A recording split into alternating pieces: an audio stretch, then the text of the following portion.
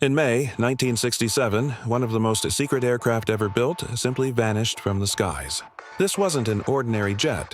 It was the CIA's A-12 Oxcart, a billion-dollar spy plane built in total secrecy, faster than missiles and able to fly higher than the edge of the stratosphere. And yet, on that day, it simply disappeared. No wreckage was ever recovered. No black box was ever found. For years, the government denied the incident even happened. But declassified files would later suggest the truth was more complex and far stranger than anyone imagined. To understand why the A-12 existed at all, we need to step back into the late 1950s. The Cold War was at its most dangerous point. The United States and the Soviet Union were locked in a race not just for global influence, but for technological dominance. In 1957, the Soviet Union shocked the world by launching Sputnik, the first artificial satellite.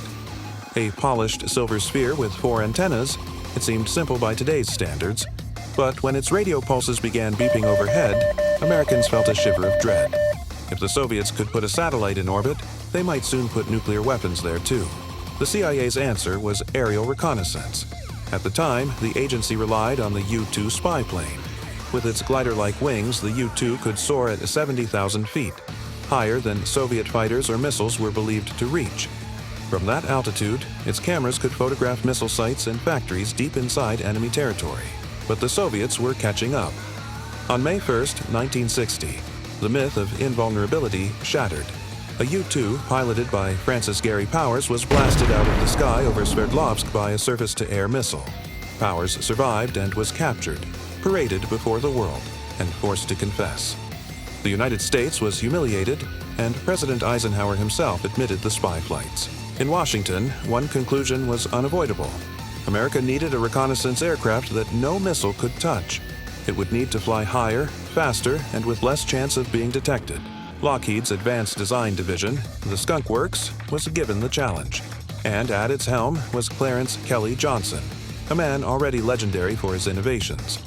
He promised something audacious, an aircraft that could cruise at Mach 3 at altitudes above 85,000 feet, and with a radar signature small enough to slip past Soviet defenses. The project was given a code name that revealed nothing: Oxcart. The challenge was staggering. Flying at 3 times the speed of sound would generate heat intense enough to melt ordinary aircraft. To survive, the A-12 would need a body built not of aluminum, but almost entirely of titanium. But titanium was scarce in America. The irony was staggering. Through front companies, the CIA secretly bought the metal from the Soviet Union itself. The A-12's design was equally radical. Clarence Kelly Johnson added sharp Chinese, knife-like edges running down the fuselage, and canted twin tails, tilted outward to scatter radar. These features became the DNA of stealth aircraft for decades to come. But even with its brilliance, the Oxcart was temperamental. On the ground, fuel poured out of its seams. The tanks only sealed tight once the airframe stretched under the heat of Mach 3 flight. Its special JP-7 fuel was so stable it needed a chemical ignition booster, triethylborane. TEBI ignited with a flash of bright green fire. Dangerous, demanding, and expensive. Yet it worked. By 1962, Groom Lake was alive with test flights, and the A-12 was proving itself as the most advanced aircraft ever built. The A-12's official testing began in April of 1962 at Groom Lake, better known as Area 51. The runway was a black strip of asphalt in a blinding desert, and what took off from it would rewrite aviation. Early flights showed how unforgiving the Oxcart could be.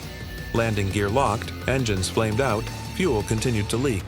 Every sortie ended with pages of problems to solve. But despite the issues, the aircraft delivered. In 1962, CIA pilot Ken Collins pushed the A-12 above 80,000 feet and past Mach 3, a world record performance that officially didn't exist. Every second of flight was recorded, dissected, and classified. Even the pilots' names were hidden. These men were sheep-dipped, removed from the Air Force records and absorbed into the CIA. Their families were told little to nothing about what they did. Only a handful of men were cleared to fly the Oxcart. They trained in strict secrecy, inside restricted hangars and corridors where even their fellow airmen were forbidden. Their pressure suits resembled something out of science fiction. At Mach 3, cockpit temperatures reached 200 degrees Fahrenheit, so every layer was designed to protect them from heat and thin air. But even in these suits, survival was far from certain. At 80,000 feet and Mach 3, an ejection was almost always fatal. The danger soon proved real. In May 1963, Ken Collins lost his instruments over Utah. He ejected and survived, but the wreckage lay exposed until locals arrived. They were told it was a conventional Air Force fighter. Within hours, CIA teams cleaned the site. In 1964, another A-12 suffered catastrophic engine failure. The report was classified and buried under layers of secrecy. The Oxcart was both masterpiece and menace. Awe at what it could do. Fear at what it could cost. On May 24, 1967, A-12 Article 129 took off on what should have been a routine training flight. Minutes later, radar screens showed it vanish. Search teams scoured Nevada and beyond, but nothing was ever recovered. No wreckage, no ejection seat, no pilot. Officially, the incident never happened. Records were erased. Only in later declassified files did hints emerge. Mentions of radar anomalies, unexplained shutdowns, fragments of information that pointed to something unusual.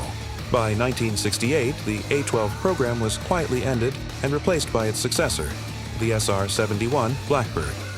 But the mystery of the missing Oxcart was never solved. Some believe the aircraft broke apart at speed, scattering debris beyond recovery. Others whisper about experimental technology or deliberate cover-ups. What remains certain is that the Oxcart pushed the limits of engineering further than almost any aircraft in history. It flew faster, higher, and riskier than the world was ready to admit. And one of its billion-dollar secrets is still missing, vanishing into the skies of 1967, leaving only questions behind.